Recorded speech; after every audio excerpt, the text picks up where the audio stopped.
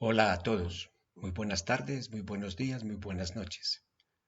Estas clases sobre medicina genómica evolutiva están dirigidas principalmente a los estudiantes matriculados en la Facultad de Medicina de la Universidad de Antioquia en Colombia. No obstante, todo el público puede verla. Mi nombre es Juan Carlos Gallego Gómez y el correo electrónico es el que aparece aquí abajo. Para quienes tengan dudas, me escriban independientemente de que sean estudiantes o no y se les contestará. Entonces empecemos a ver el temario que consideraremos hoy día. Primero hablaré sobre una encuesta que los asistentes podrán hacer al final de mi clase. En segundo lugar hablaré qué es la medicina genómica evolutiva y para qué sirve. En tercero, problemas de foco y malos entendidos. En cuarto lugar, comentaré sobre el genoma y el pasado y lo que se llaman los palimpsestos. En quinto lugar, fundamentos de la teoría evolutiva, selección natural, deriva genética o efecto fundador y neutralismo. En sexto, ¿qué nos hace humanos? Una visión genocentrista. En séptimo lugar, relación entre fenotipos, genotipos, evolución y enfermedades. Octavo, algunos ejemplos sobre enfermedades y evolución. En noveno lugar, genética de poblaciones y enfermedades. Y al final, conclusiones. Entonces, lo primero para comentar es sobre las encuestas. En un link que yo les pasaré al final de la conferencia, así como un código QR que ustedes pueden escanear que los lleva directamente al link, les pido el favor que me hagan esta encuesta. En esa encuesta se preguntan 3 cuestiones solamente. La primera es, ¿qué tanto le gustó la clase? ¿Qué tanto le gustó la clase? La segunda es, ¿qué porcentaje entendió? Y al final, unas observaciones. Quienes son estudiantes míos ya saben cómo desarrollar la encuesta, pero si uno de los asistentes externos quiere realizarla, me puede escribir al correo electrónico y yo le mando una autorización para que la realice. Entonces vamos a empezar el tema. ¿Qué es la medicina evolutiva genómica o genómica evolutiva? Entonces hay una suposición que es muy importante para entender qué es este término un poco extraño. Se basa en la suposición de que el registro genético de la vida está contenido en los genomas de las especies vivientes y este revela los procesos evolutivos así como las relaciones de todos ellos hacia atrás, es decir, con el último ancestro común de todos los seres vivos, que se llama Luca. ¿Para qué sirve la medicina evolutiva? Como aparece aquí en el aviso. En una serie de conferencias evolutivas, de conferencias que yo di sobre medicina evolutiva en el año 2013 en la biblioteca de la Universidad de Antioquia, había una de las conferencias que se titulaba algo así como supermicrobios y que si será más mala la cura que la enfermedad. Y en ese momento aquí no se puede leer bien porque la imagen es muy pequeña, no da la resolución. En ese momento yo hablaba sobre la epidemia del coronavirus que ya había llegado al mundo y que finalizando el año 2000, los grandes científicos en una revista muy importante dijeron que la humanidad no se iba a acabar ni por una guerra atómica, ni por un desastre natural, sino por una pandemia de dimensiones brutales. Más o menos es lo que está pasando. Entonces, una conexión directa de lo que es la evolución de nuestro linaje humano y cómo podremos llegar a esta pandemia será comentado en una de estas clases. También para qué sirve la medicina evolutiva genómica. Pues el interés mío, porque es bastante divulgativo dentro del gremio médico, es que los estudiantes de medicina, quienes serán los futuros médicos de nuestro país y de pronto lleguen a tener unos cargos de importancia en cuanto a decisión política, pues que tengan conceptos básicos para tomar decisiones y para discernir lo que es falacia de lo que es conocimiento científico. Entonces, por ejemplo, este artículo que apareció en un periódico local de aquí de Antioquia que se llama El Colombiano, mire el título del artículo, el futuro de los humanos, tener el cerebro más pequeño.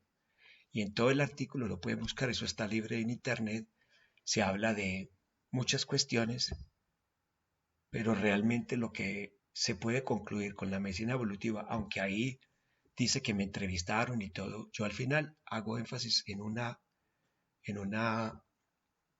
cuestión donde rebato todo lo que están diciendo los periodistas en este artículo. No obstante, se publica y se sigue haciendo, pero al punto donde yo voy es que nos sirve para discernir dónde hay falacias. De una vez anticipo a las personas que no son del curso y que es el público general, que lo que encuentren en español hablando de evolución, sobre todo en cuestiones de alta divulgación, en los medios de divulgación masiva como en televisión, en programas, Discovery Channel, Nat Geo, mucho de eso tiene una falacia teleológica que eh, se contará en un capítulo del libro que recomendaré más adelante, que es este. Es este libro que se llama Evolución, el legado de Darwin. Aquí están los compiladores.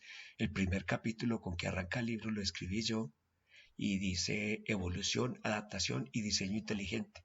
Cómo cazar falacias y mitos sobre la evolución biológica. Si alguno de los asistentes lo quiere, yo les lo puedo compartir, que lo tengo escrito el original en PDF. Entonces, ese capítulo es la base de una parte importante de esta clase. Así que les vendría bien revisarlo. Entonces, primero empecemos con estas imágenes. Tendremos un problema de foco, entonces lo que nosotros podemos ver aquí es una flechita que está señalando la especie nuestra Homo sapiens y aparecen al lado muchas especies de otros animales. Por ejemplo, aquí tenemos el Mus musculus, que es el ratón, el Ratus novergicus, que es la rata, el Ornitholagus cuniculus, que es el conejo, el Alligator mississippensis, que es un lagartito, y así aparecen un montón de especies más. Por acá hay el Euterodactylus, que es una ranita. Entonces, si nosotros disminuimos el aumento de esta imagen, lo que vamos a ver es, no podremos leer las especies, pero sí vamos viendo todas las especies que están al lado nuestros. Entonces vean, devolvámonos una anterior. Ustedes ven que estas ramitas, estas líneas finales convergen en una para formar una ramita. Luego las otras ramas forman una rama mayor y así nos podremos ir más en un zoom out, o sea, quitando la resolución y veremos cada una de estas ramitas. O sea, esto que está representando, este árbol que se llama filogenético, es el árbol del origen de las especies. Filos, especie, genes, origen. Entonces lo que vamos viendo con 133 aumentos, hemos empezado desde un aumento muy grande, es que todas las especies están en la misma tajadita, están en el mismo nivel y hacia atrás lo que estamos viendo son ramificaciones. Estos puntitos, los nodos que comunican las ramas, ¿qué serán? Estos nodos, si nos vamos hacia atrás, estos nodos son los ancestros de estas especies que son las descendientes. Entonces el árbol filogenético es una manera gráfica de representar la evolución mediante la cual establecemos las relaciones entre ancestros y descendientes. Entonces, por ejemplo, si yo tomo este linaje que empieza en esta ramita, voy a tener otras dos ramas, a su vez muchas más ramas. Todo este grupito va a tener unas relaciones de ancestros a descendientes que son distintas a este otro grupo, por ejemplo. Si disminuimos más el aumento, ya no podemos ni leer las letras, pero sabemos que, como dice el aviso, you are here, usted está aquí. Ya sabemos que estamos ahí. Y si si disminuimos el aumento, aumentamos la capacidad de perspectiva, vamos a ver que ya las relaciones más pequeñitas acá se nos pierde, pero sigue habiendo, van apareciendo más linajes, más clados. Un clado es lo que se origina a partir de un ancestro, todo esto sería un clado. Y disminuimos más el zoom y nos encontramos con que hay animales y aquí tenemos plantas. Y ya cuando vemos todas las especies, tenemos los animales, las plantas, los hongos, por aquí estarían las bacterias, arquibacterias, los demás protistas. No están todas las especies vivientes, solamente hay 3000. Y este árbol filogenético se hizo basado en secuencias de RNA ribosomal y lo hizo David Hillis en el año 2003, publicado en la revista Science. Entonces, ¿qué podremos concluir a partir de estos primeros comentarios que yo he hecho? Pues que todos los seres vivos, según las épocas, están en las mismas tajadas de tiempo. Veamos eso. O sea que si yo me voy acá, la tajada de tiempo actual es el círculo más externo.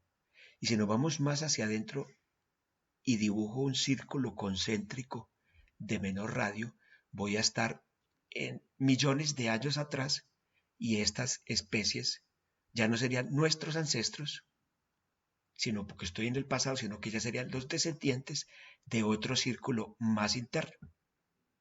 O sea que todas estas especies están en la misma tajada de tiempo. Si le damos la vuelta a esta rueda, ¿quién es superior? Yo pregunto, ¿quién es inferior? No hay ni superior ni inferior. O sea que no sé, esa expresión de especies, animales superiores, animales inferiores, fue muy desacertada porque cuando la dijeron los primeros naturalistas, se basaban en los registros estratigráficos y cuando hablaban de animales inferiores se referían a las capas inferiores geológicas de estratigrafía donde encontraban esos fósiles y las capas más exteriores eran las capas más recientes. Pero no era porque unos fueran inferiores y estos fueran superiores, pero eso basado en la escala natural de Aristóteles y luego promovida por un catalán en el año 1300, que después se volvió la gran cadena del ser, se nos ha quedado en el ideario colectivo del pensamiento, sobre todo occidental. Entonces, no es que hayan especies superiores e inferiores. Los seres humanos estamos en la misma tajada de tiempo de otras especies que están compartiendo la Tierra con nosotros. Que hayan bacterias que se parecen mucho, por ejemplo, si vamos por aquí a unas arquibacterias y nos vamos hasta atrás, estas arquibacterias pueden compartir muchos caracteres con los seres vivos que vivieron en el origen de la vida hace unos 3.800 millones de años. Y estas de ahora no son las mismas del pasado, pero se parecen mucho a las del pasado. Eso se puede ver cuando uno aumenta la resolución. Entonces yo podría estar comparando, por ejemplo, este linaje que conduce aquí ha tenido mucho menos cambios que, por ejemplo, este linaje. Si se dan cuenta, aparecen muchos cambios, muchas diversificaciones, muchos eventos de ramificación. Esos eventos de ramificación se llaman cladogénesis. Quieren decir que ha habido muchos procesos evolutivos ahí, muchos cambios. Entonces, aquí ha habido más diversificación que en estos. Pero no quiere decir que estas especies sean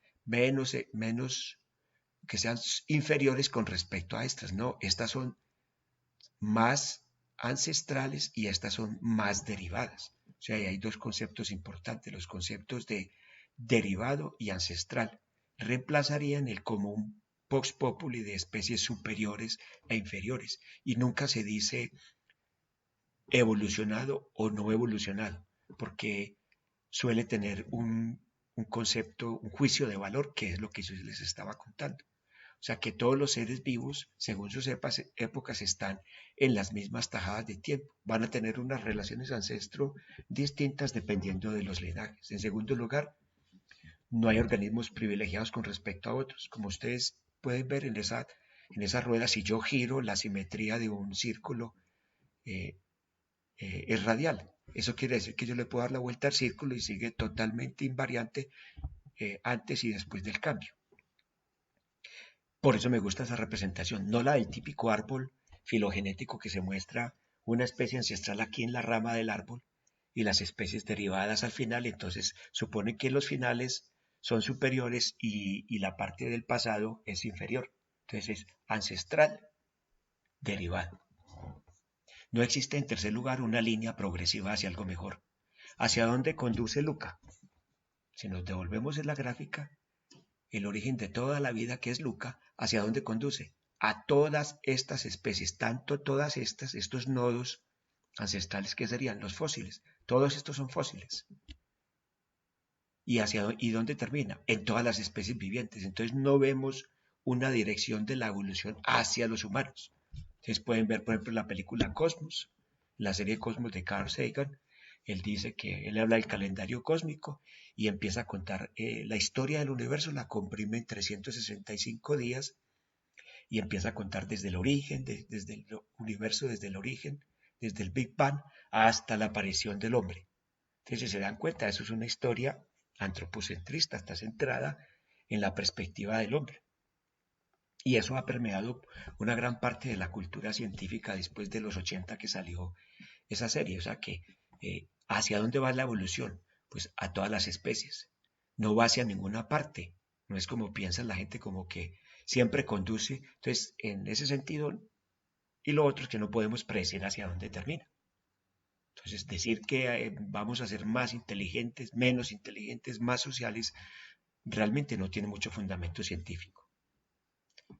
O sea que no existe una línea progresiva hacia algo mejor, como acabo de mostrar. En cuarto lugar, la evolución biológica se dirige a todas las especies, no termina en nosotros. Así que eso de que termina en nosotros, tienen que descartarlo. Eso, hay otras especies incluso que se han originado después de que se originó el linaje de los primates. En quinto lugar, si todos los seres vivos provienen de un ancestro común, entonces esos rastros de la evolución están inscritos dentro del genoma. Me disculpo porque aquí queda la pantalla y no se ve ese letrerito. ¿Cuáles serían las evidencias con las cuales trabaja la medicina genómica evolutiva? Pues la más importante, y que ahora se ha vuelto un furor, los genomas de los organismos vivientes. Porque esos genomas, desde que se origina la vida, han ido pasando desde los ancestros a los descendientes. Si nos vamos al árbol filogenético, entonces aparecen los primeros organismos y esos organismos se diversifican y a su vez los organismos descendientes van heredando los genomas. Hay una continuidad entre las generaciones. Entre las generaciones extintas y las actuales hay una continuidad dada por los genomas. Luego daré una clase sobre lo que es la evolución del genoma.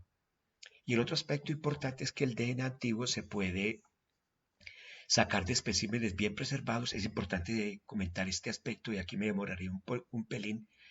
Es porque pues, la fuente más común ahora es los genomas de organismos vivientes, que se basa en ese supuesto de la medicina evolutiva genómica, que los procesos de la evolución han quedado inscritos en el genoma, como comentaré un poquito más adelante. Pero resulta que en los fósiles, recuerden que un fósil es el molde en piedra de lo que fue un organismo hace millones de años. Entonces los fósiles que son no tan antiguos, por ejemplo fósiles de Neandertal, de Homo neanderthalensis, a partir de ahí, aunque eso es piedra, donde estuvo antes el hueso y quedó cartílago y quedó músculo, periósteo que envolvía al hueso, esos restos orgánicos quedan pegados de la piedra, propiamente del fósil. Eso se puede lavar, se puede diluir el DNA y mediante metodologías que se inventaron desde los años 90 que se llaman DNA antiguo, eso lo creó Svante Pavo, se puede amplificar ese DNA, se puede secuenciar y se puede saber cuál era el orden de los nucleótidos en ese genoma. Nos hemos dado cuenta no hace mucho tiempo, de hecho quien lo publicó fue Svante Pavo, el creador del método del DNA antiguo, que nosotros tenemos, o sea, los humanos de ahora, los Homo sapiens, tenemos en nuestro genoma un porcentaje variable como desde el 3 hasta el 10% de genoma de neandertal. Y no solamente tenemos neandertal, tenemos genoma de denisovanos y otros ancestros que compartieron con nosotros el planeta entre hace unos 800.000 años, cuando estaban los neandertales y los Homo neanderthalensis. Después cuando surgen los Homo sapiens, Homo sapiens se considera que tiene unos 300.000 años. Antes se pensaba que era 200.000, ahorita estamos en 280, 300.000 años. En el momento en que compartimos que existían denisovanos, Homo naledi, Homo floresiensis y los otros son como 8 ancestros, nos cruzamos con varios de ellos, con los Homo neanderthalensis. Es importante saber que los neandertales se originaron hace 800.000 a 1.200 millones de años antes que nosotros. Se originaron todos los Homo, el género Homo surgió en África. No hay pruebas científicas que venga de extraterrestres, que venga de otra parte. Las pruebas científicas, los hechos, los datos fácticos se originaron todo, el linaje Homo se originó en África.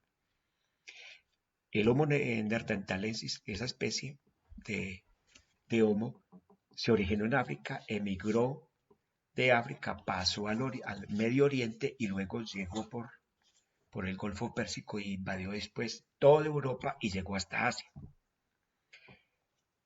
Logró colonizar una parte importante de Europa y de Asia, y eso sucedió durante millones de años, toda esa travesía. Entonces, si ustedes pueden imaginar, el grupo de neandertales, o sea, salen grupos de varias personas. Los grupos de neandertales sufrieron una merma en el tamaño poblacional por las inclemencias del clima, y al final la especie que terminó siendo seleccionada es una especie robusto. Robusto no quiere decir gordo, lo explico porque en Colombia se confunde la palabra robusto con gordo, y robusto quiere decir realmente un individuo que tiene huesos con inserciones musculares muy anchas, músculos muy fuertes.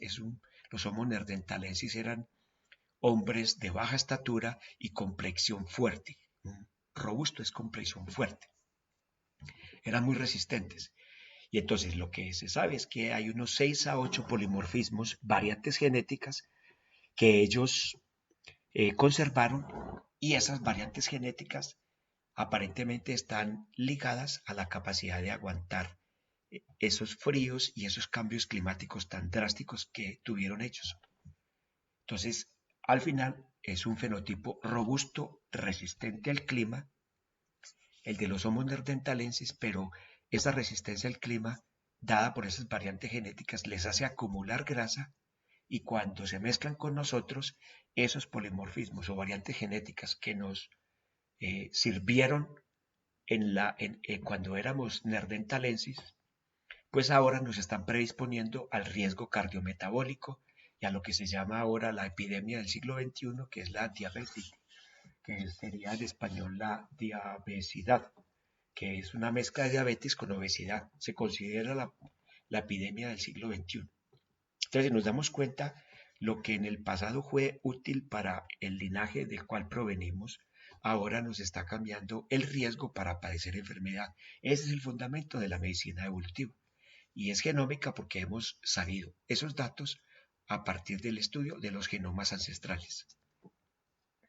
Entonces, por eso la medicina evolutiva lo que hace es estudiar cómo distintas copias de genomas humanos difieren de otros humanos y de otras especies cercanas de otros primates. Entonces aquí tenemos los humanos con otras especies de primates, con bonobos, chimpancés, gorilas, orangutanes, gibones y monos del viejo mundo y del nuevo mundo.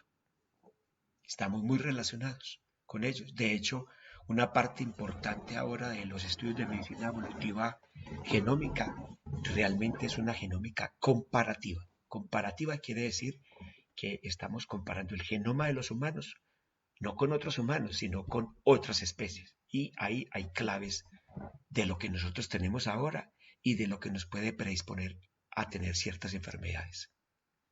Ahora, realmente las fuentes de donde vino la medicina evolutiva genómica no son todas evolutivas. Mucho proviene de la genética médica y la genética forense. Entonces, los primeros desarrollos de la genética molecular sirvieron para, como ustedes han visto en el programa CSIC o CSI, es que se dice en inglés, en ese programa siempre buscan una huella dactilar de DNA y en la escena del crimen pasan esa lámpara de ultravioleta para ver dónde hay muestras de sangre. Ahí toman, o de semen, toman las muestras y pueden hacer huellas de DNA, fingerprints, e identificar a personas en la escena del crimen. Esa identificación precisa de individuos es las herramientas tanto moleculares como computacionales fueron incorporadas a la medicina evolutiva genómica, y de ahí esto mezclado con la teoría evolutiva es que tenemos la medicina evolutiva genómica. Entonces, ¿cuál sería la condición sine qua non para estudiar medicina evolutiva genómica? Pues tendría que saberse bien los fundamentos de la teoría evolutiva, y los médicos, desafortunadamente, en casi todo el mundo, exceptuando en Estados Unidos, que fue donde se inventaron este cuento de la medicina evolutiva, es donde los médicos ven medicina evolutiva, pero en el resto del mundo no están viendo medicina evolutiva ni fundamentos de evolución.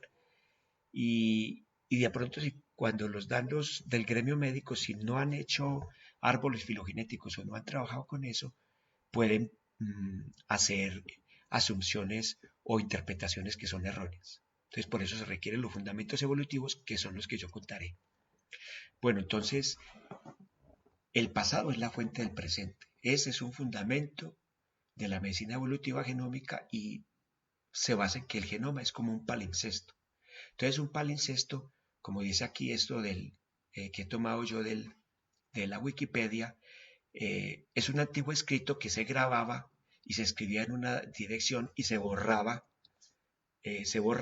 porque los pergaminos eran muy costosos. Entonces ustedes pueden ver aquí, esto es una foto tomada de un palimpsesto.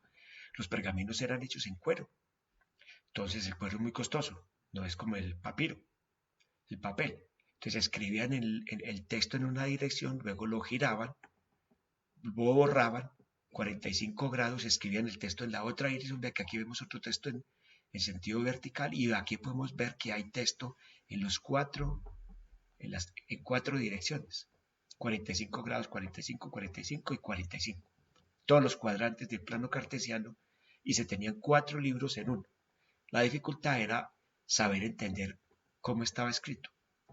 Este tipo de metáfora me parece interesante, pero es bastante simplista para entender cuál es la arquitectura del genoma.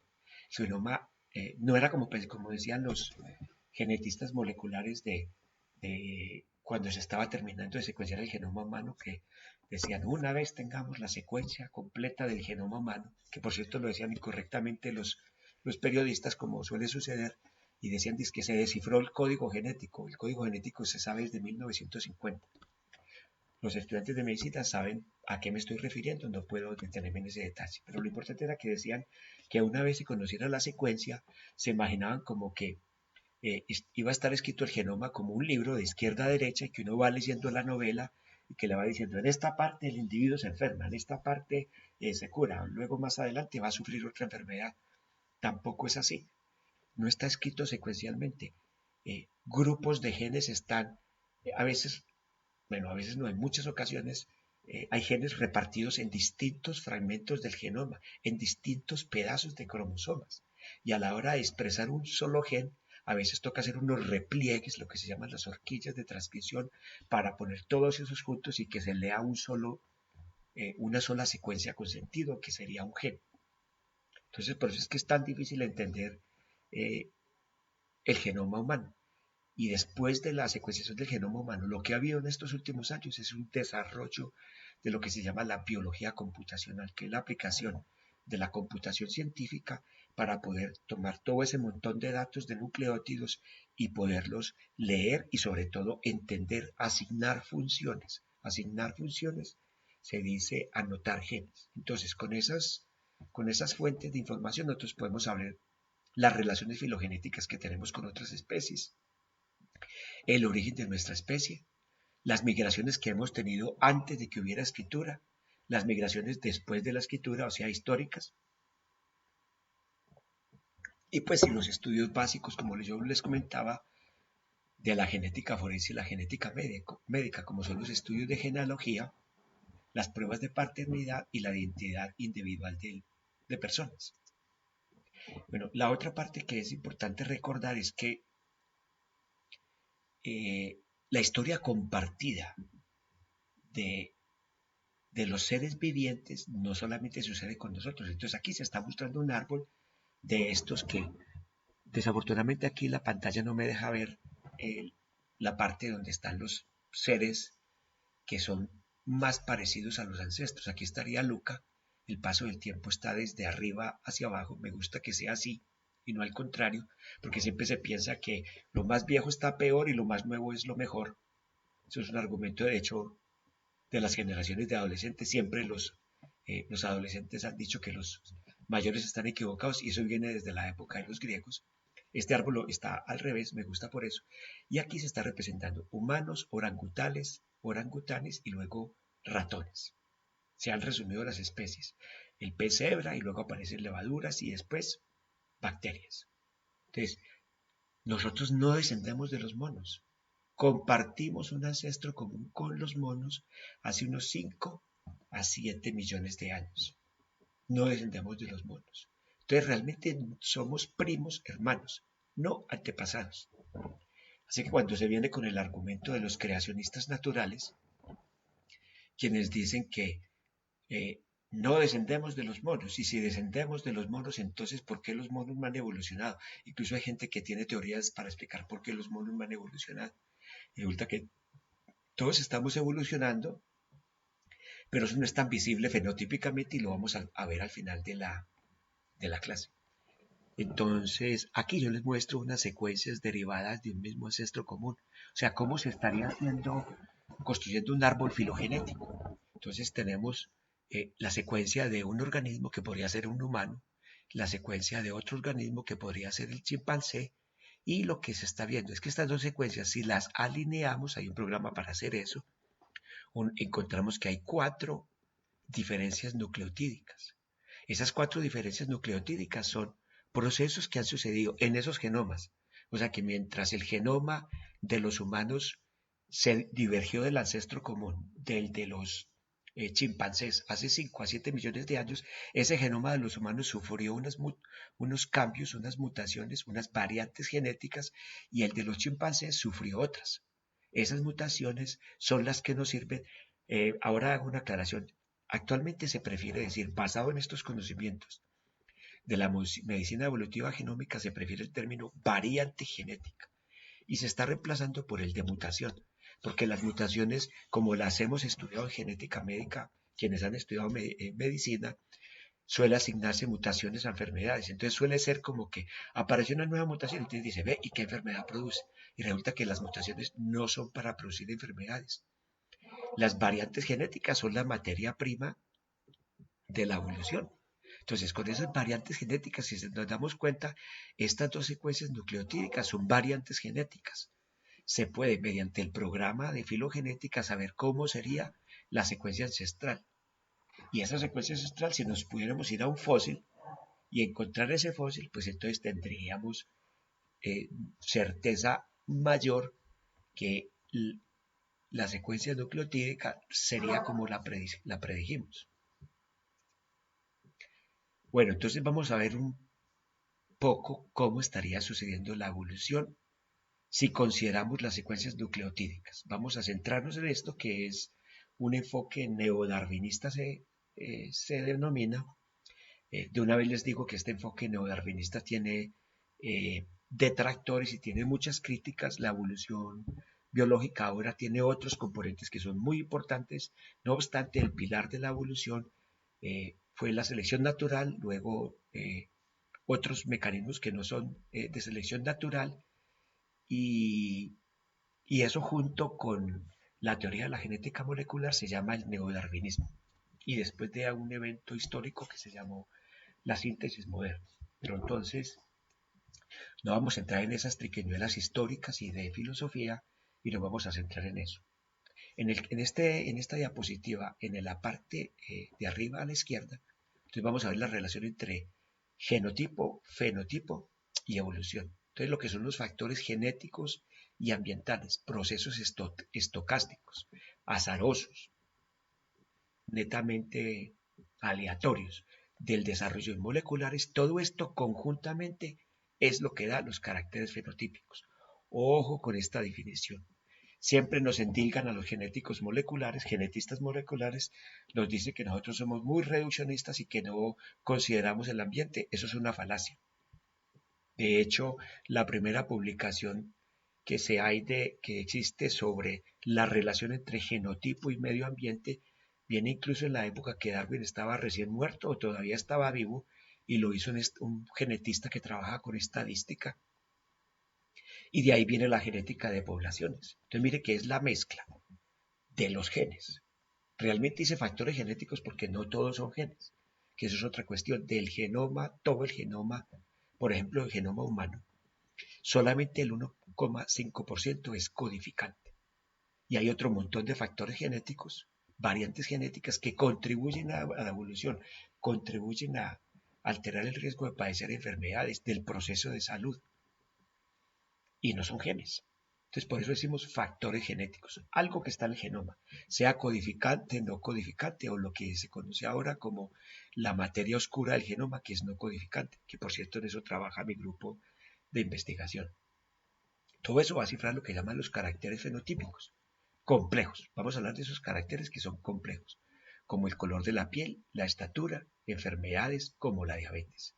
Estos caracteres que son complejos son muy distintos a los que ha estudiado la genética molecular y la genética mendeliana monocigótica, así como se descubrieron las mutaciones. Entonces, que el gen que producía la mutación que producía la alcaptonuria, entonces era una mutación puntual en un gen y se podía establecer la genealogía perfectamente y eso era de libro. Y a uno le enseñan eso en genética médica. Pero resulta que la mayoría de las enfermedades no son esas. De hecho, los errores innatos de metabolismo y las aberraciones cromosómicas son el motivo de consulta más raro que hay en pediatría. Perdón.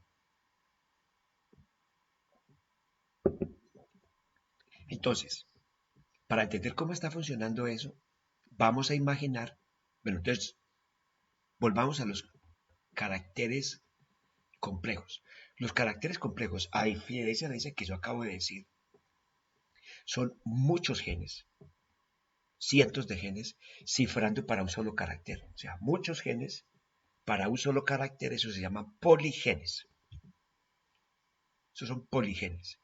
¿Cuántos genes son los que están implicados en la forma y el tamaño de la nariz? Muchos.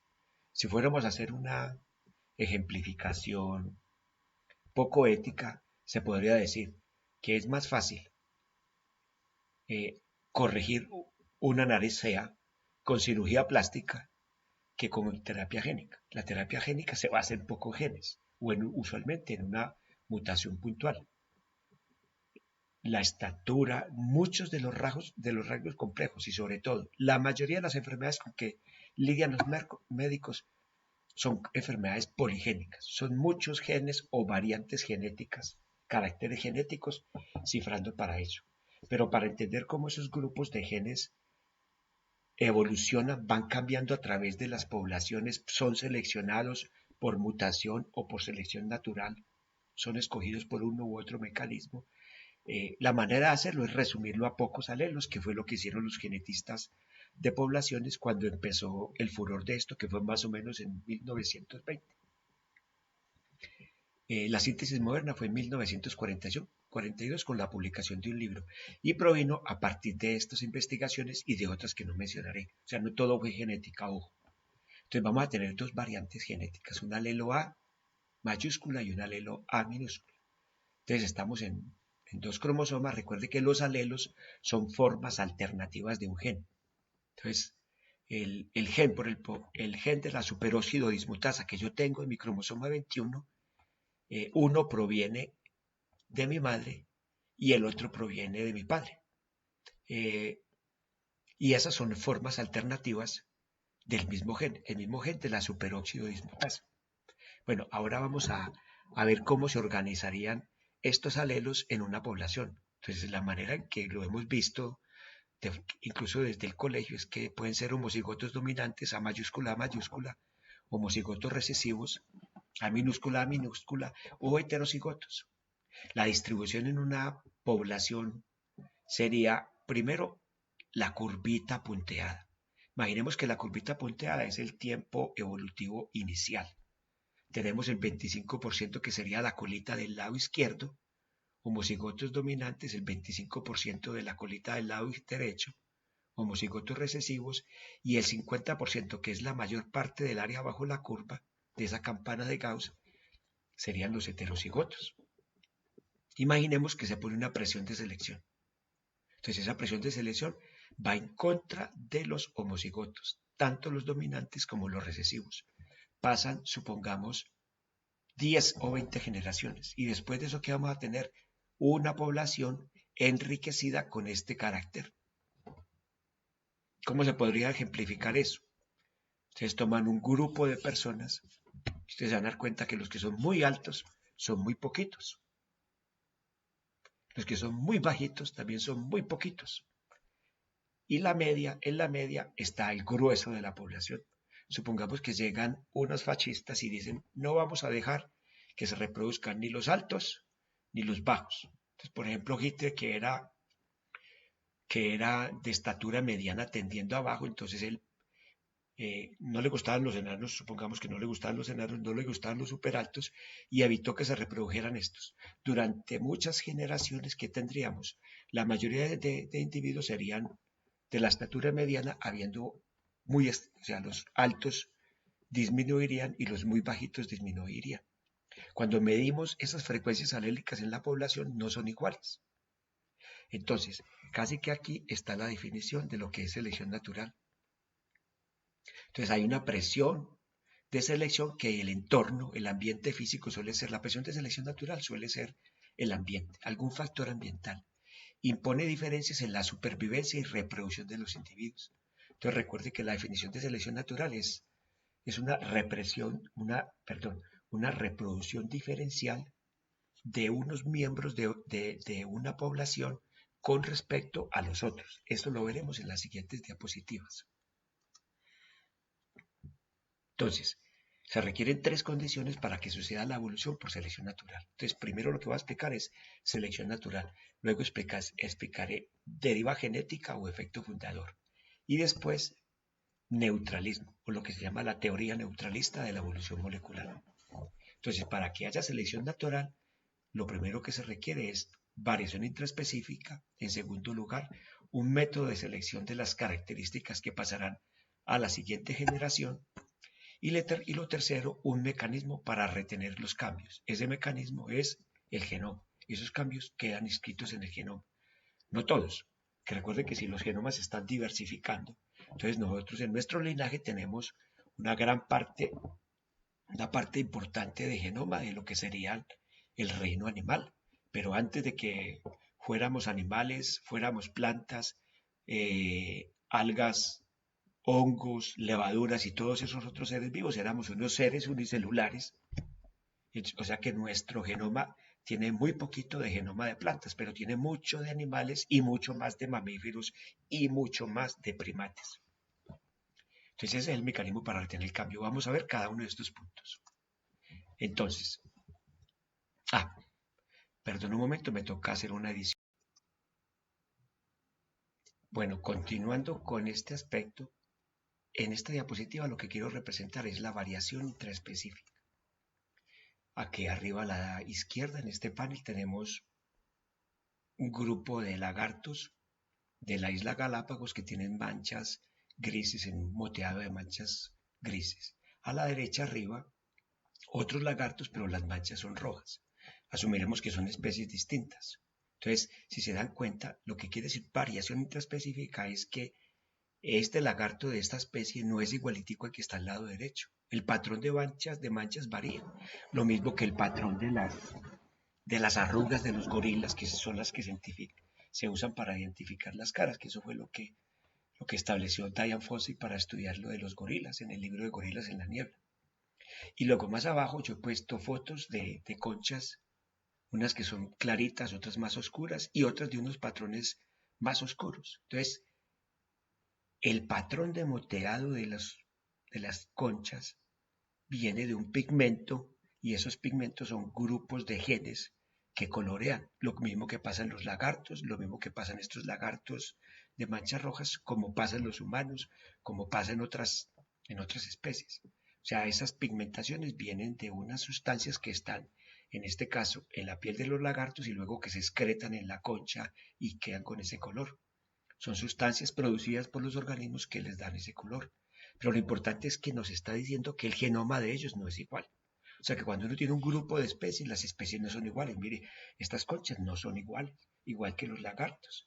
Entonces, esta es la materia prima de la evolución. Variación intraespecífica. ¿Cómo surge la variación intraespecífica?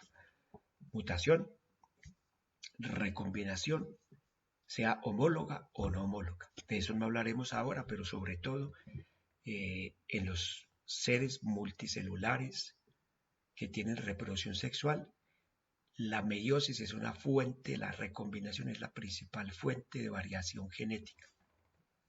Ahora vamos al segundo aspecto, que es un mecanismo para seleccionar las variantes.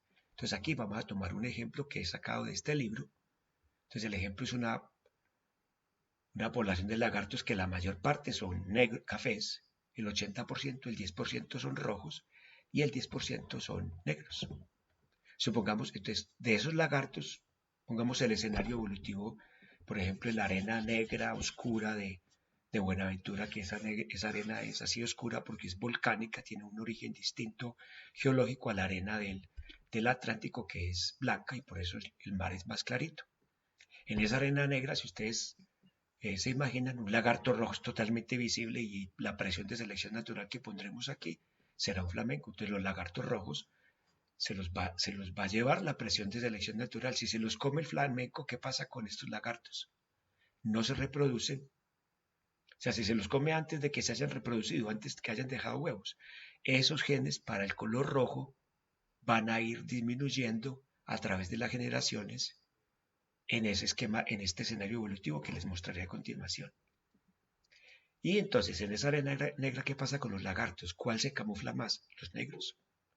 En cambio, los cafés son un poco visibles. O sea que los cafés también se los estaría comiendo los flamencos, pero en menor proporción que los rojos. Ahí tenemos las condiciones de la selección natural. Reproducción diferencial de unos individuos con respecto a otros. O sea, la presión de selección natural está, en este caso, escogiendo a los negros. Adicionalmente, el color negro en los reptiles hace que absorban más luz, se calientan más rápido y con ello pueden escapar más rápido de los predadores. O sea que les da una ventaja selectiva adicional que no está propuesta en el marco de posibilidades. Momento, otra. Entonces continuemos con el ejemplo. Como les había dicho, entonces primero el alelo negro podrá incrementar frecuencia. Vamos a ver si la animación quedó bien en esta ocasión. No, desafortunadamente. Bueno, entonces vamos al escenario evolutivo que les estaba comentando. La población inicial sería esta como la mostré en la diapositiva anterior. Pongámosles 10 generaciones más, que es la segunda columna. 20 generaciones y 30 generaciones. Aunque aquí al final el recuadro del vídeo está solapado, se puede ver que aumentan la cantidad de lagartos negros. Entonces, 20 generaciones para un animal de un periodo de vida que podría ser, yo creo que menos de un año, serían 10 años, más otros 10, o sea, 30 años. Entonces estamos viendo que la presión de selección lo que está haciendo es disminuye drásticamente los alelos rojos que terminan desapareciendo y a costa de ¿cuál? De la reproducción de los lagartos con alelos negros y los lagartos con alelos cafés. El decir alelos negros y cafés es incorrecto. Debería decir alelos para el color café, alelos para el color negro, pero para resumir lo decimos así. Entonces pueden ver que la cantidad de estas poblaciones, si sumamos estos tres componentes de frecuencias alélicas, tenemos la máxima frecuencia para este evento evolutivo, que es 1. O sea, 0,8, 0,1 y 0,1 da 1, que es la máxima probabilidad evolutiva. Ahora, 0,8 más 0,2 da 1. 0,7 más 3 da 1. Y 0,4, aunque aquí no lo vemos, sería 0,6. Entonces, ¿qué es lo que estamos viendo? Miremos las frecuencias alélicas de la población de lagartos cafés. Pasó de 80 a 80, 70, 40. Y la negra, 10, 20, 30, 60. Entonces, a nadie se le ocurriría decir que el lagarto rojo se transformó como individuo en lagarto negro, que es como la evolución de los Pokémon, que fue una diapositiva que pasé rápidamente y no hice mención a ella, donde estaba Darwin con una Pokébola. La evolución de los Pokémon no es la evolución biológica, esa es una evolución de un individuo.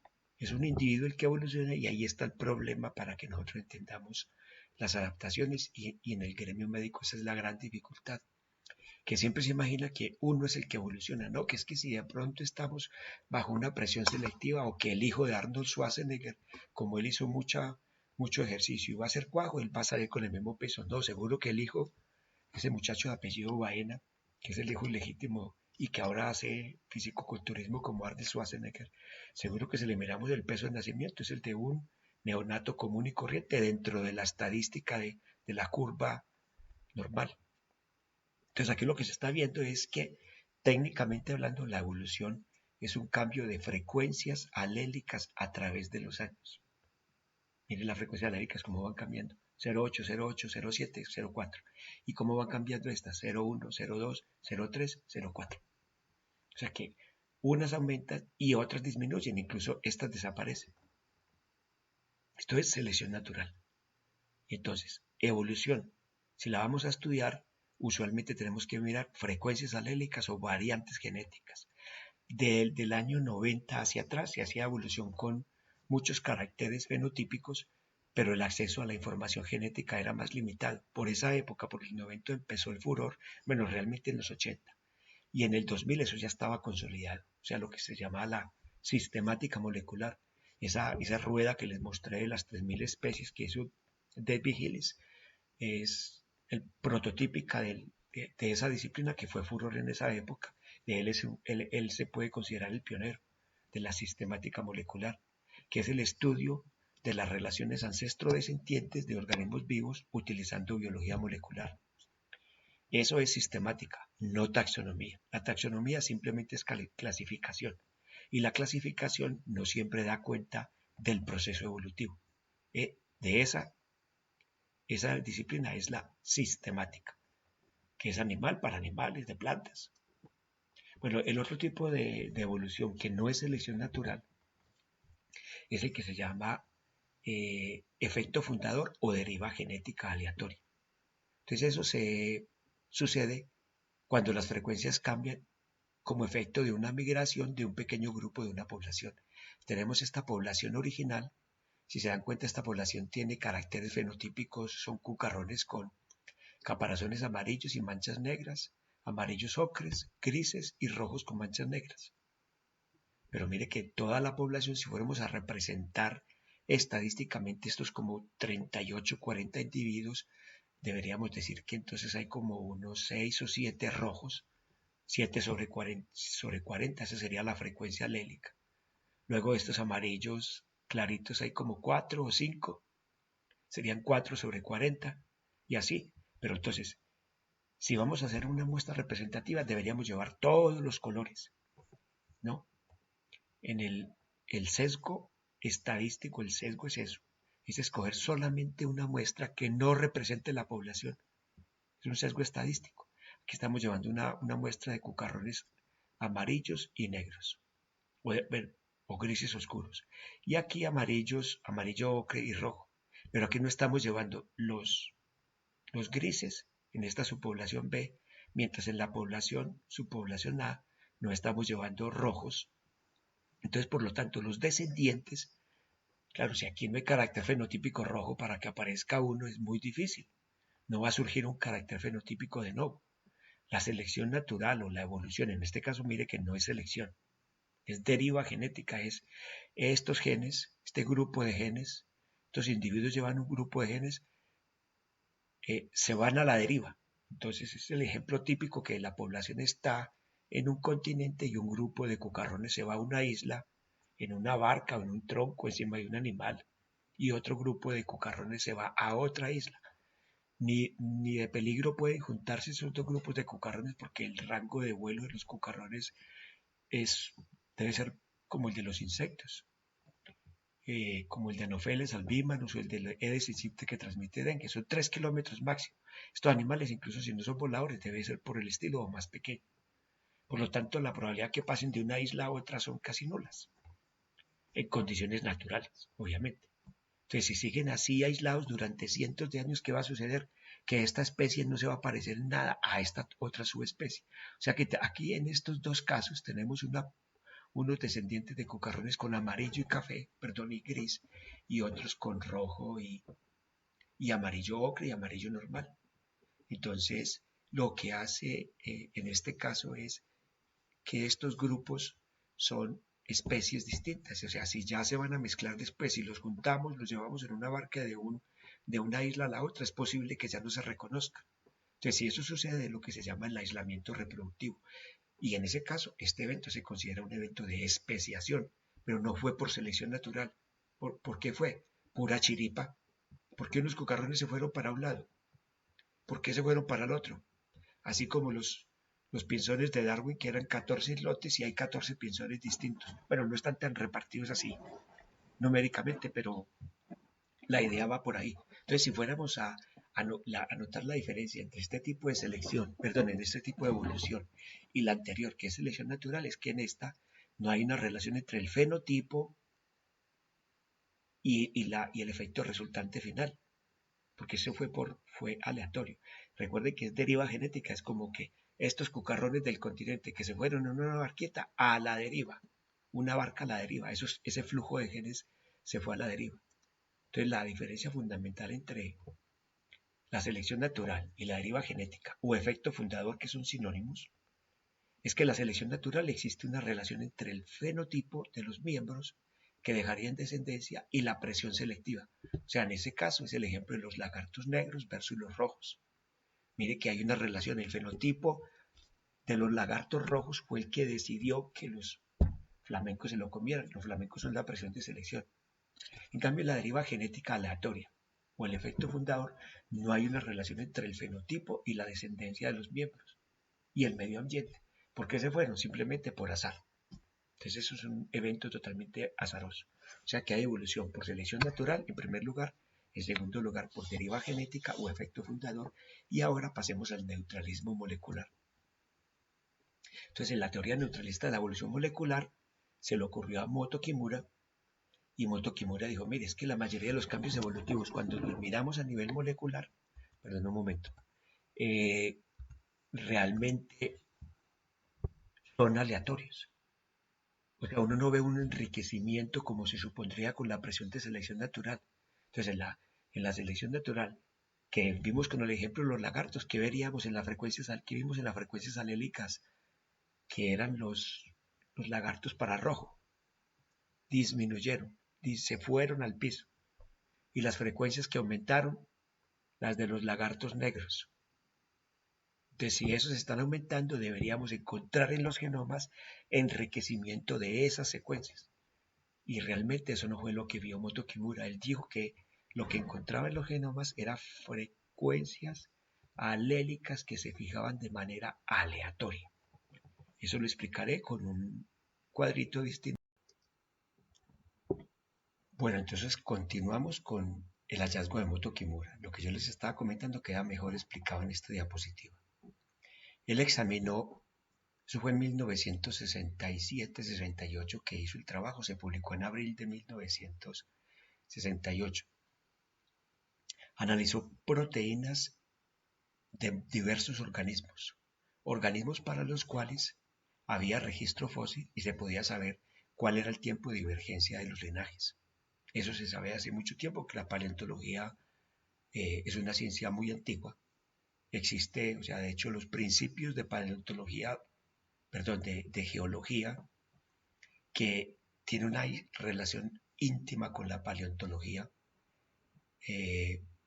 se los leyó Darwin cuando estaba en el viaje del Beagle, que fue en 1831 a 35-36. Por esa época se publicó el libro, el mejor libro de geología, que era de Charles Lyell. Entonces, estoy comentando eso para que se den cuenta que en 1831-32 ya estaba los fundamentos de la disciplina geología científicamente hablando.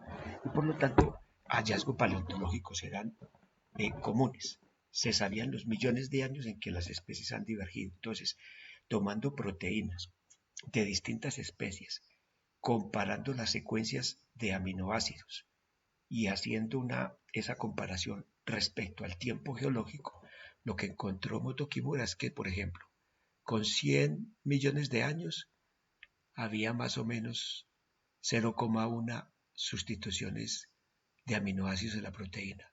Con 200 más o menos 0,3. Con 300 millones de años siguiendo esta regresión lineal 0,5. Con 400 0,7. Entonces, si se dan cuenta, aparece una línea recta, lineal, y si hacemos el delta de X sobre el delta de Y de esto, tendremos una pendiente de 1. O sea, esto está mostrando que la proporción que van apareciendo las mutaciones de aminoácidos es proporcional al tiempo. ¿Eso qué quiere decir? Si es una línea recta, yo puedo establecer un reloj molecular y de aquí viene el gran logro de Moto Kimura, porque hay mucha gente que dice, no, la evolución molecular no existe. Y entonces, ¿qué hacemos con los relojes moleculares? Los relojes moleculares están mostrando esto, que las sustituciones nucleotídicas y ahora nucleotídicas, en su momento eran aminoácidicas porque el método de secuenciación fue primero para proteínas y después para ácidos nucleicos. En esta época se utilizaban proteínas, pues la tasa de sustituciones de aminoácidos es proporcional al tiempo geológico. Entonces tenemos más o menos 0,2 sustituciones aminoácidicas por cada 100 millones de años. O sea que ese sería el reloj molecular para ese grupo de proteínas que trabajó Moto Kimura. Entonces, por ejemplo, proteínas que cambian muy poquito, como las histonas que están metidas en el núcleo de los organismos eucariotas, pues obviamente esa recta va a ser más aplanadita, o sea, muy poquitos cambios a través de millones de años. Pero hay otras proteínas que han sufrido una diversificación muy grande, como por ejemplo los genes de la globina. Eso lo veremos en la parte de evolución del genoma, evolución molecular del genoma. Los genes de la globina han tenido una diversificación grande en solo 70 millones de años. Aquí estamos hablando de 500 millones de años. Eso es una barbaridad de tiempo. De hecho, el organismo ancestral de todos los animales, que es Urbilateria, es un organismo que no tenía simetría ni bilateral ni radiada, ese dio origen a todos, a los bilateria y a los radiata, esponjas, pepinos de mar y todos estos seres raros como medio alienígenas marinos. O sea que entonces aquí lo que dijo Moto Kimura es que esa fijación, o sea, cómo se escogían cuáles nucleótidos, cuáles aminoácidos quedaban al final en esas proteínas, es un aspecto netamente, ¿cómo se diría?, azaroso. Entonces, es neutral en el siguiente.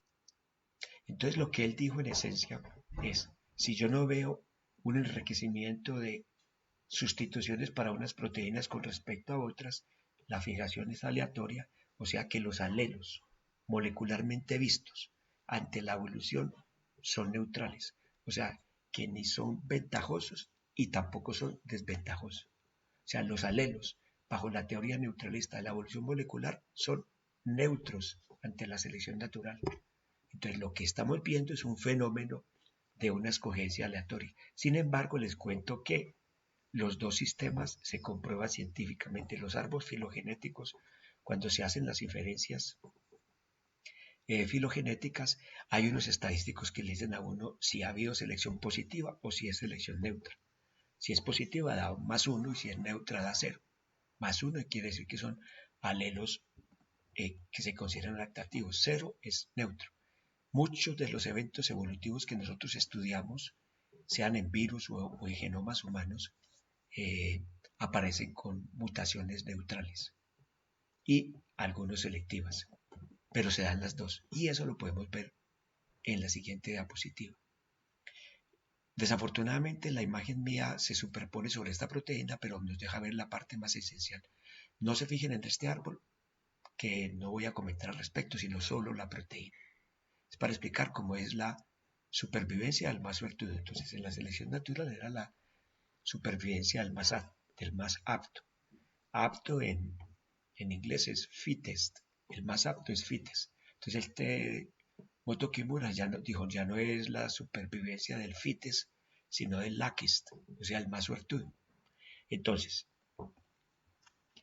si nosotros vemos una proteína compleja, el centro activo de esa proteína, una enzima específicamente, es el repliegue de todas esas secuencias de aminoácidos y aquí estamos viendo, por ejemplo, una alfa hélice y lo que tenemos en amarillito es el grupo prostético, que es donde sucede la acción enzimática. Ahí va a llegar el cofactor y después se va a producir la reacción enzimática. Entonces, si ustedes imaginan que ocurran mutaciones en estos repliegues de la molécula, se va a abrir la molécula y lo que es el centro activo no se mantendrá. Entonces, esa molécula, ¿qué sucederá con esa variante genética? Pues que la célula que tenga esa molécula, si esa función enzimática es decisiva para la vida, esa célula se va a morir y no va a dejar descendencia de estas variantes genéticas. O sea que a nivel molecular hay selección natural. Pero si la mutación sucede en la parte gris, que no es decisiva para el centro activo, ustedes pueden imaginar que estas mutaciones se pueden tolerar mucho más que las del centro activo. O sea que en la parte gris habrá una relación de mutaciones mayor con respecto a la otra. O sea que estas mutaciones de acá, como no son selectivas, estas mutaciones serían neutrales. Y entonces eso es lo que se habla de un modelo de sustitución donde se habla de que son mutaciones sinónimas. No me deja aquí mostrar mutaciones sinónimas y no sinónimas. Serían no sinónimas sobre sinónimas, son los que le dan a uno el valor si es neutral o no neutral. Estos temas así más específicos y un poco formales, yo no los iré a recuperar en el examen, así que no se preocupe por ese aspecto. Lo importante es que entiendan el proceso. Bueno, entonces, los invito ahora a que vean el vídeo donde una investigadora explica lo que está sucediendo en una tribu Bayú de las Islas Polinesias. Entonces, tómense en un rato, yo les dejaré el link escrito en la descripción de este vídeo y ustedes entran y lo ven y después de eso continuamos.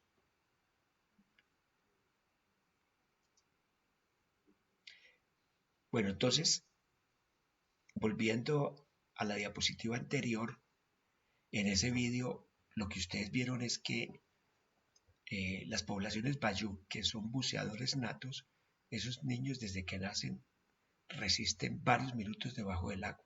Entonces ese fenómeno le llamó la atención a esta investigadora, lo mismo que los granjeros o los que son campesinos en el Himalaya que viven a 8.000 metros.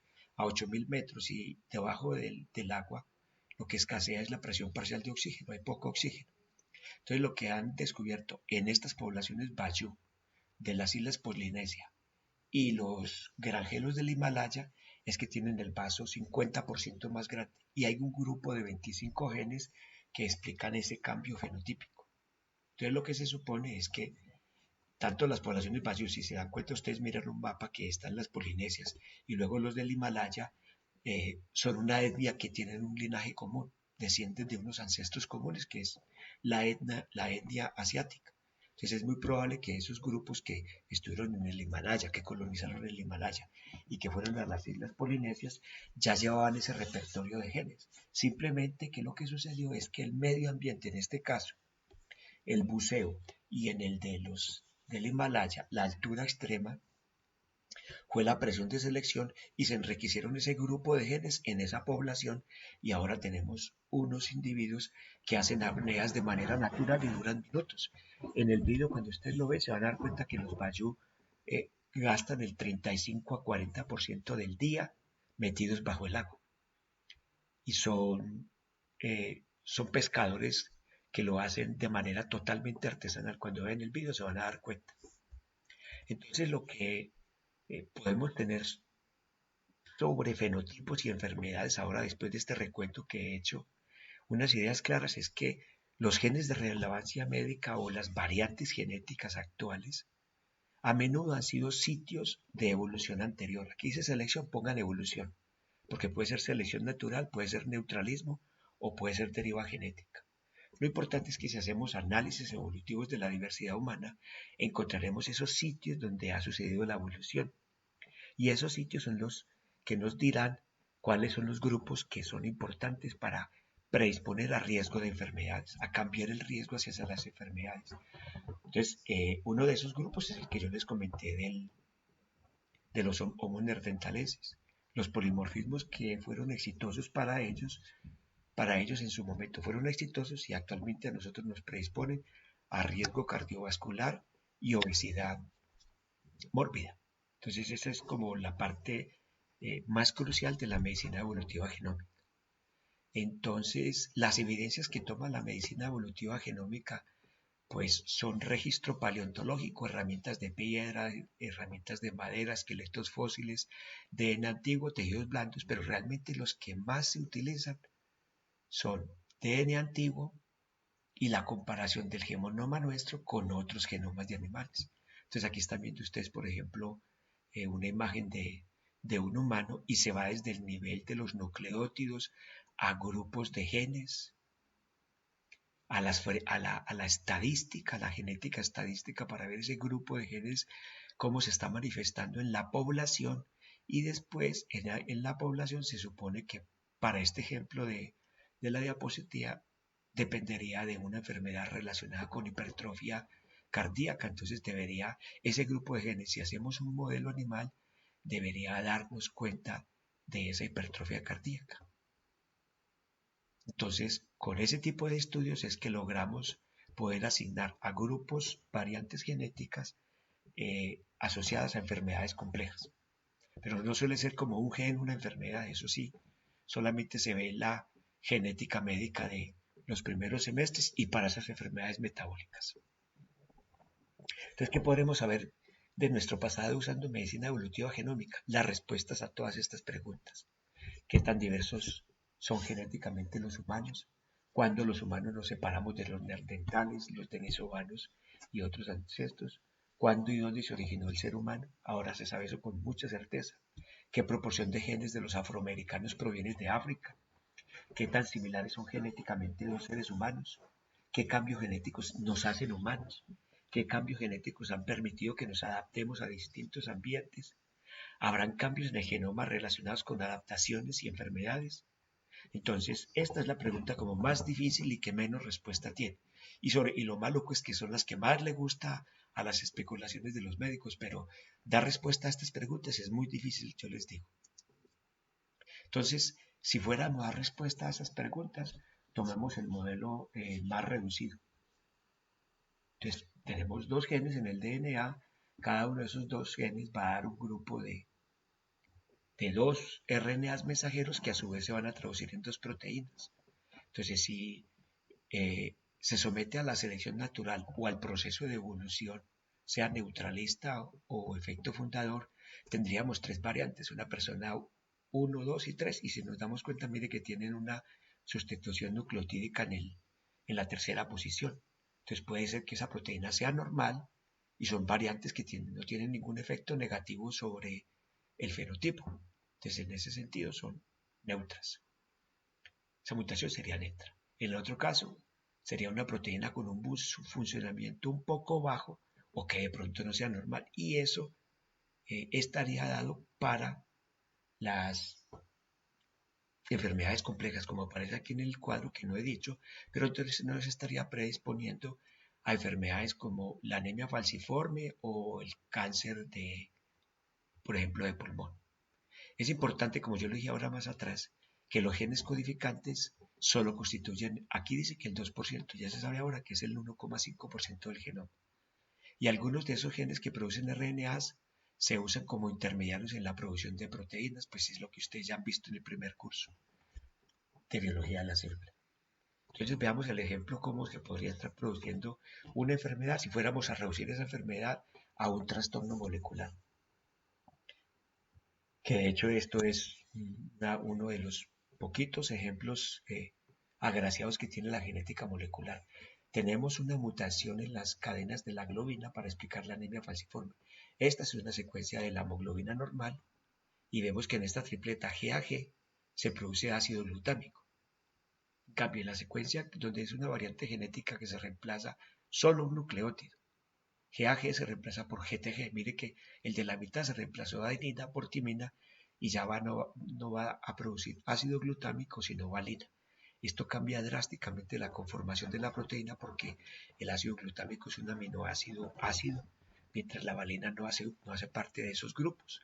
O sea que se va a perder una atracción electrostática. Eso cambia el fenotipo de los glóbulos rojos, que son bicóncavos discoideos por glóbulos rojos falciformes. Lo interesante es que estos glóbulos rojos, cuando son en versión heterocigota, o sea, en versión homocigota, los niños no se crían. Niños con anemia falciforme se mueren entre 4 y 5 años y sufren unas deficiencias, deformaciones del desarrollo por la anoxia, por la hipoxemia se diría más bien, que es la falta de perfusión tisular adecuada. Pero los que son heterocigotos no tienen esa hipoxemia, pero los hace resistentes a la malaria. ¿Eso por qué se deberá? Pues eso se debe porque miremos la parte central de la diapositiva. La diapositiva se está resaltando que la salud no es un objetivo de la selección natural. Y está diciendo la selección natural maximiza el éxito reproductivo, pero no la salud, la longevidad ni la felicidad. Esto es muy importante porque se suele pensar como que la enfermedad es una presión de selección natural y que entonces lo que se selecciona son organismos sanos. Ese es el postulado de la medicina del darwinismo médico que fue muy erróneo y en la segunda clase les hablaré de eso. Concentrémonos en la parte central. Entonces en los capilares, que son los vasos sanguíneos más chiquiticos, microscópicos, que una persona tiene, si es unos glóbulos rojos normales, van a atravesar sin ningún problema, pero glóbulos con anemia falciforme en versión heterocigota, o sea que un cromosoma tiene la variante genética mientras el otro no la tiene, esos glóbulos rojos se explotan y si están infectados con la malaria se explotan más rápido. Si vemos la distribución de frecuencias alélicas de la anemia falciforme, que es una enfermedad muy distinta, es una enfermedad genética, con respecto a la malaria, miremos y verá que los sitios donde las frecuencias alélicas son más altas, mire lo que es más rojo, están en estos puntos que es en la parte de África tropical. Y a medida que nos alejamos del trópico disminuyen las frecuencias alélicas, mire que pasa de 14 a 0 a 2.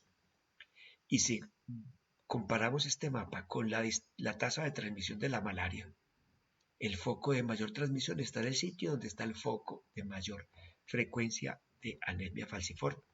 Entonces, ¿cuál es la presión de selección natural aquí en este escenario evolutivo?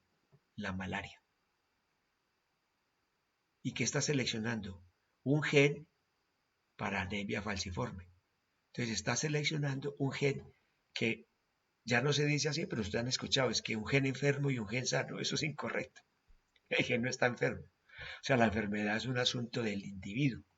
Aunque luego ustedes van a ver que la reducción del saber médico desde el siglo XIX empezó, desde ahí empezó. O sea, en 1858, cuando Rudolf Virchow publicó La patología celular, ya estaba diciendo que la enfermedad, el asiento de las enfermedades eran las células. Pero bueno, lo importante para reconocer es que la malaria, que es una presión de selección natural, como veremos más adelante para otras enfermedades, seleccionó una variante genética de una enfermedad. Entonces, miramos que si nos damos cuenta de estas mutantes, estas variantes genéticas están relacionadas con una enfermedad y son producto de la evolución. O sea que la evolución no tiene relación ni con la salud ni con la enfermedad y mucho menos con la felicidad. En el mismo sentido, cuando se dice que la evolución produjo seres inteligentes, eso también es una falacia porque no hay pruebas de eso. De esa no tengo una clase montada, pero podría ser este canal una buena idea montarla para que ustedes lo supieran de manera adicional. Me conseguí una diapositiva más reciente de la distribución de las frecuencias alélicas de la malaria y aquí se ve mucho mejor. Eso es del 2014 de una persona que es una autoridad mundial en el tema. Veamos que el foco de la endemicidad de la malaria es mucho mayor, que es holoendemicidad, y coincide con el foco de las mayores frecuencias alélicas de las variantes de los alelos de anemia falciforme que están en el mismo sitio. O sea que eso es una prueba que está sucediendo evolución actualmente. Y este artículo que es del 2014 está diciendo que la evolución ha actuado sobre los humanos y es para mostrar la emergencia de patógenos durante la historia humana. Veamos que desde hace 200.000 años, pues es cuando aparecen los humanos modernos, la malaria, después de la migración, después de África, después viene la tuberculosis. Smallpox es la viruela, que ahorita resurgió con el monkeypox, una variante de la viruela. La viruela venía de él, pero realmente no, la viruela humana es una mezcla de variantes que venían de entre vacas y monos, y realmente no se sabe cuál es el origen, la de los humanos, que se llama smallpox, eh, lepra, cólera y luego AIDS, que es SIDA, que apareció en los 80. Si el artículo lo actualizaran, aparecería, de hecho, en esta época ya había surgido el coronavirus. No sé por qué no lo pusieron si fue una pandemia del 2003. Después otra enfermedad por SARS, que era el MERS, que fue en el Oriente Medio y es mucho más mortal que el que tenemos ahora, que es el SARS-CoV-2, que produce la COVID. La COVID es la enfermedad y el agente viral es el SARS-CoV. Se dice la COVID, así como se dice la gripa, aunque la gente le está diciendo ahora el COVID, pero realmente no es el COVID. Entonces está mostrando que la selección natural o la evolución está sucediendo, y la presión de selección natural, ¿cuál es? Enfermedades infecciosas. O sea que nosotros sí estamos siendo seleccionados. Y veamos, entonces ahora que estamos en esta época de no, que tiene que usar máscara, yo dije sí. Nos vamos a la última pandemia del mundo, que fue la más horrible, que es la gripe española, y eso fue en 1918. Mató esto más personas que la Primera Guerra Mundial. Mire que aquí dice que use máscara todos los días, lávese las manos, aquí no dicen constantemente, que es incorrecto, se dice frecuentemente, lávese las manos 3 veces al día, y eso es de especial importancia. Entonces mire que se sigue siendo la mayor tasa de transmisión es por las manos, y luego por los fomites del estornudo, de la tos. Y este me gusta mucho porque es eh, la prueba de fuego para saber si ustedes han entendido evolución.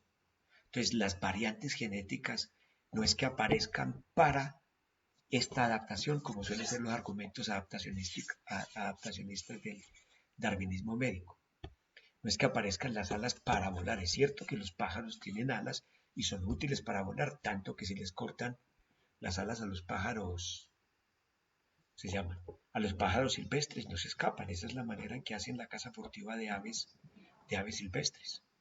Pero cuando se hace el estudio evolutivo con registro fósil del origen del vuelo, el origen del vuelo no estuvo ligado a la acción de volar.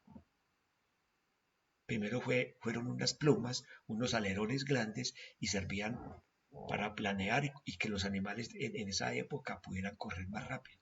Pero eso no era para volar. Ulteriormente sirvieron para volar. Y algo similar sucede con el cerebro humano. Primero fuimos bípedos por un cambio climático, no por lo que nos dicen en el colegio y siguen diciendo en los documentales, que es por el manejo de herramientas. Entonces el manejo de herramientas nos hizo bípedos. Una vez estuvimos bípedos, liberamos la mano y el cerebro se expandió. No, después de que primero fuimos bípedos, empezó la expansión cerebral, 10 millones de años de bipedestación, nada de herramientas, nada de arte rupestre, nada de indicios de inteligencia, y al final siendo Homo sapiens y Homo neanderthalensis y otro de los Homos como denisovanos y los otros, es donde hay registros que aparentemente teníamos algo en la cabeza. Pero la expansión cerebral fue un byproduct, un producto secundario de la bipedestación, y que ya después ese cerebro grande nos sirvió para pensar y hacer lazo social. Es otra historia que comentaré en la otra clase.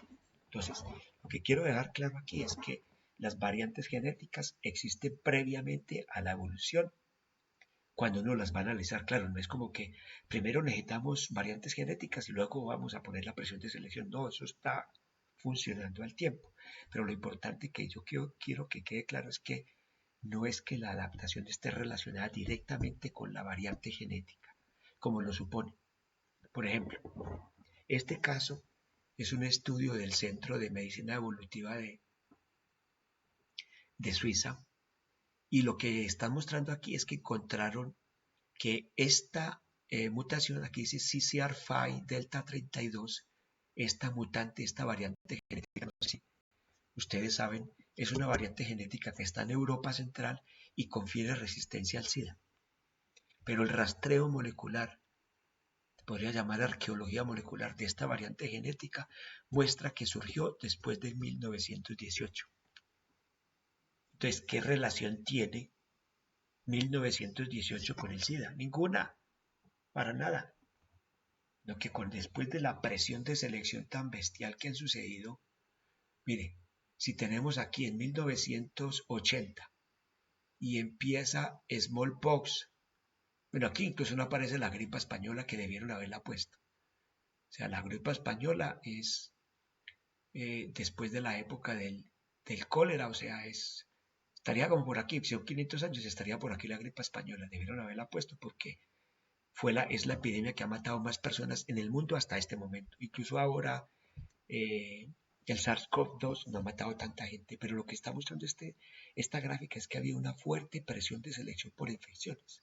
Y en 1918 fue la cúspide de esa presión de selección. Y esta mutante CCR5 Delta 32 que confiere resistencia al SIDA, y el SIDA que es el síndrome de inmunodeficiencia combinada, que lo produce el virus HIV, surgió en los 80, pero la mutante apareció en 1918. No tiene relación porque así es la evolución. Aparece la mutante y que ahora esta mutante confiere resistencia para el SIDA es otra historia, pero no es que el SIDA haya hecho aparecer la mutante. Del mismo modo, como dicen los médicos, tómese el antibiótico bien, porque si se lo toma mal, genera resistencia. La resistencia no se genera. Los microorganismos tienen distintos genes y si usted se pone el antibiótico en una dosis subóptima, lo que hace es que va a seleccionar a unas mutantes que ya traen la resistencia. Curiosidad muy interesante. Los genes de resistencia a los antibióticos vienen en los plásmidos que existen desde el origen de la vida, que eso es hace 3.500 a 3.800 millones de años. Igual que cuando encontraron hace unos años una tribu amerindia nuestra que no había tenido contacto con humanos toda la vida, y cuando los examinaron, encontraron que tenían unas residentes de bacterias locales que eran resistentes a la penicilina, y ese asombro de los médicos que tienen genes de resistencia a la penicilina y nunca han tenido contacto a la penicilina. Lo mismo, el año pasado apareció una señora con una resistencia a un antibiótico, que ese antibiótico todavía no había salido de la farmacéutica. Es que no hay una relación entre la aparición de la mutante y el antibiótico, no. La variante existe hace millones de años y la relación que sí existe es que el antibiótico selecciona la mutante. Aquí, ¿quién fue la presión de selección? El HIV seleccionó a las variantes CCR5 de esas personas que son resistentes. Por cierto, esa fue la variante que un chinito hizo edición genética y se la puso a unos huevos, y ahora hay 2 niñas, que son las primeras niñas manipuladas genéticamente en el mundo, sabiendo que eso está prohibido en todos los países. El científico chino estuvo preso 3 años en la cárcel y hace poco lo liberaron. Entonces, lo que yo estaba contando en todo esto es como... entonces miren, aquí se me fue esta diapositiva que no tiene que ver, es la distribución de la mutación CCR5 delta 32, que esa mutación coincide con los sitios de los focos de la gripa española. Yo tenía el mapa de eso, pero se me superpuso con otro que no era. Pero lo que quería mostrarles es que hay una superposición, que eso no está en ningún artículo. Yo cogí de un artículo viejo y de un artículo más nuevo y busqué dónde están las mutantes de... Esta es la distribución de las mutantes CCR5 y luego la distribución de las cepas de la gripa española, y coincide muy bien con esas mutantes. Entonces, aquí aparece un artículo de investigación y ciencia que se llama Un mundo de adaptaciones, donde vemos los genes afectados, el trastorno al cual está asociado, el origen de esa mutación, dónde ha sido, en qué parte del mundo, y la posible ventaja selectiva o evolutiva de esa mutación.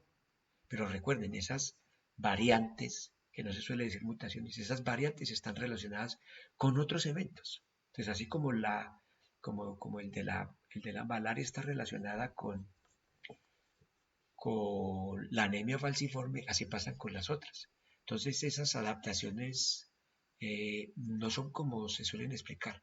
Bueno, entonces en esta diapositiva se me fue el título, es para mostrar qué nos hace humanos. Entonces aquí lo que se ha hecho es tomar todos los cromosomas desde el 1 hasta el último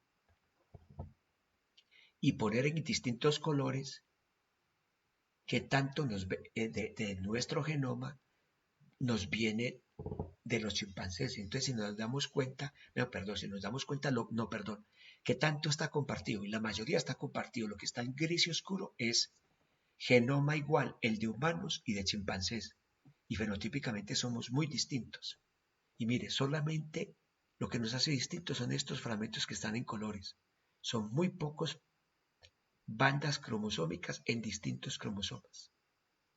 O sea que realmente somos muy similares humanos y monos, pero genotípicamente, en cuanto a genes, pero fenotípicamente somos muy distintos. Entonces lo que nos hace humanos son realmente unas variantes muy pequeñas.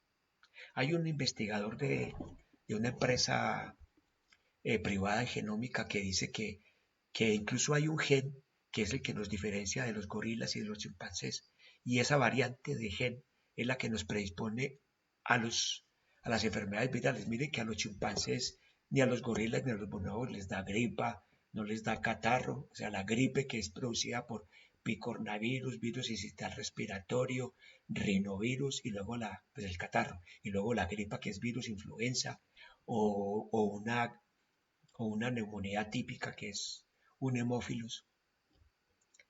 Parece que esas enfermedades están relacionadas con un receptor que nosotros tenemos una variante distinta a como la tienen los chimpancés y los gorilas, que es el ácido ciálico. Eso está dicho hace casi unos 20 años. No sé en qué irá esa investigación, pero lo que concuerda con esto que yo estoy comentando es que aquí se ejemplifica, se ilustra, perdón, que los grupos de genes que están en estas bandas de cromosomas que nos hacen humanos son muy pocos. Bueno, aquí está mejor. Y lo que yo digo es que realmente es una visión genocentrista, porque si nos ponemos a ver, esto me está explicando el intelecto y muchas cosas. El asunto es que como hay farmacéuticas y personas con intereses económicos, siempre están buscando el gen de la inteligencia para hacer una droga y que se hagan inteligentes, y un grupo de personas empiecen a comprar eso, que es como un mundo feliz. Y bueno, ya vamos concluyendo.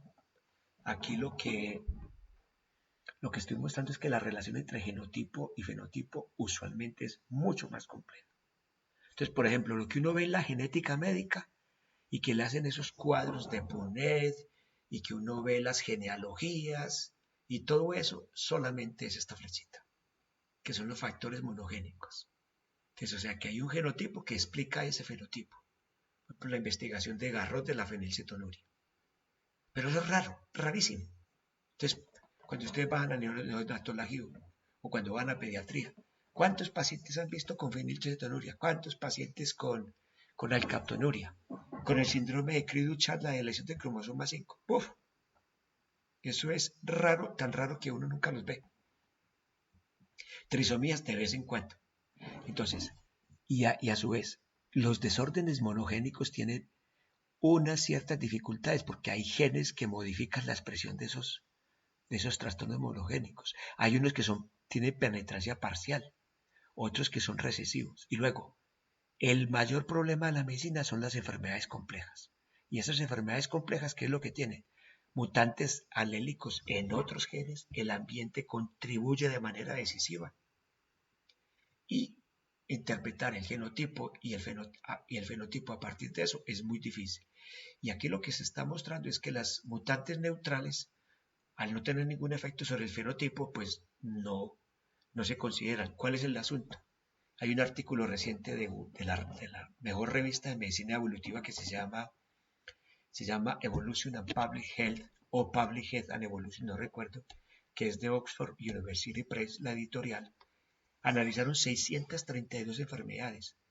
Perdón, un montón de enfermedades complejas, no recuerdo cuántas, pero encontraron 632 variantes, y de esas variantes la mayoría eran neutrales.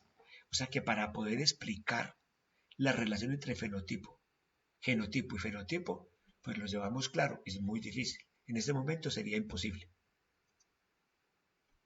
Y este cuadro es de un artículo de Bernie Crespi se lo recomiendo, de una revista que se llama Evolutionary Applications, y es la emergencia de la medicina evolutiva genómica. Entonces aquí lo que yo voy a resaltar, no vamos a ver todos los puntos, lo que voy a resaltar es lo siguiente. Tenemos en el eje de las X lo que sería el efecto fenotípico de las variantes genéticas. Y en el eje de este es de las Y, perdón, y en el de las X tendríamos las frecuencias alélicas. Entonces el asunto es que las enfermedades monogénicas, mendelianas, como yo dije, que son muy raras. Ve aquí, very rare. Las frecuencias alélicas son rarísimas. Tienen un efecto fenotípico devastador. Ahí está el problema. Por eso en muchas de esas enfermedades, o por ejemplo las inmunodeficiencias y otras enfermedades que se consideran enfermedades huérfanas, es por eso, porque son muy poquitas personas que las padecen, pero quien las padece es una tragedia familiar, eso no se va a negar. O sea, de ahí radica la gran importancia médica de esas enfermedades. Pero las enfermedades que son complejas, como aparecen aquí, ¿qué sucede?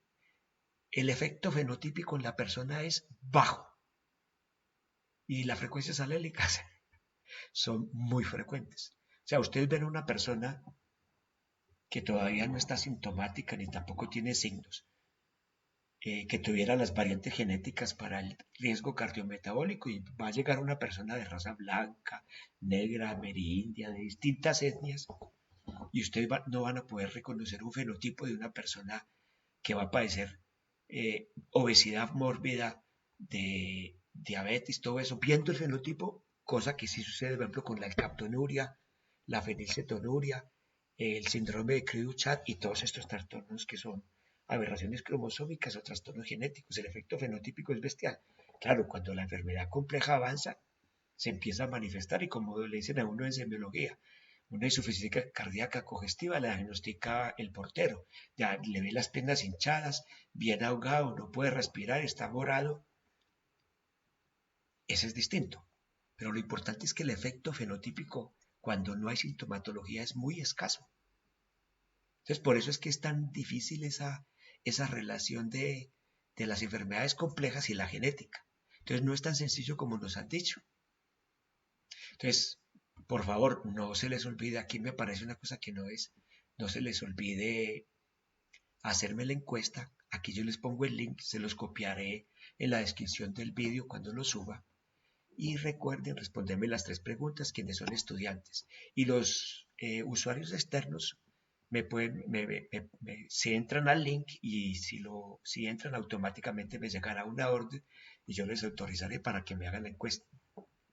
Y recuerden que en la tercera pregunta, donde hablo de observaciones, ustedes pueden comentar por qué el porcentaje de entendimiento no fue más alto. Entonces, hay algunos estudiantes que me dicen, el porcentaje de entendimiento no fue más alto porque había muchos conceptos nuevos. Entonces, por ejemplo, esa es la explicación. Sin embargo, si ustedes se dan cuenta, mire que llevamos 1 hora y 38 minutos de exposición y yo no pude explicar todos los conceptos porque se asume que esta clase es para un segundo semestre de medicina y los estudiantes han visto todo un año antes, todo un semestre, han visto un curso entero de genética molecular. Por eso esos conceptos yo no los vuelvo a explicar porque ya se han visto. Entonces sí los retomo y los utilizo, pero no los defino. Entonces aquí tenemos las referencias bibliográficas en las cuales yo me basé en esta clase, y vamos a las conclusiones. La conclusión más importante es que la medicina evolutiva genómica estudia el riesgo de padecer enfermedades desde una perspectiva histórica. Histórica es que se basa en evolución.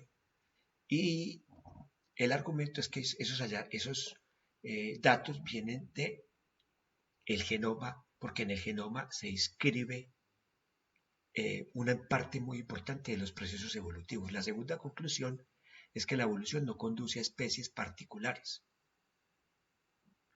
y los humanos no somos el destino último de la misma. O sea, no es como que la evolución conduce a los mamíferos, a los vertebrados. Uno le dan esa idea, uno se queda con esa idea, como que toda la vida en la Tierra conduce a los vertebrados, a los mamíferos y después también a los humanos. No, señor, a todas las especies.